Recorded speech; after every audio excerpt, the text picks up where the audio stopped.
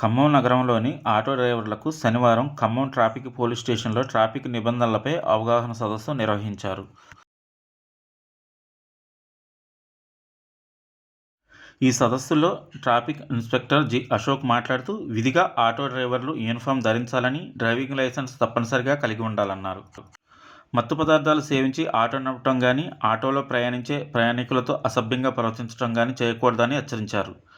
Main సెంటర్లో ఆటోల వలన ట్రాఫిక్ అంతరాయం కలగకుండా చూడాలని ఆటో డ్రైవర్లకు సూచించారు.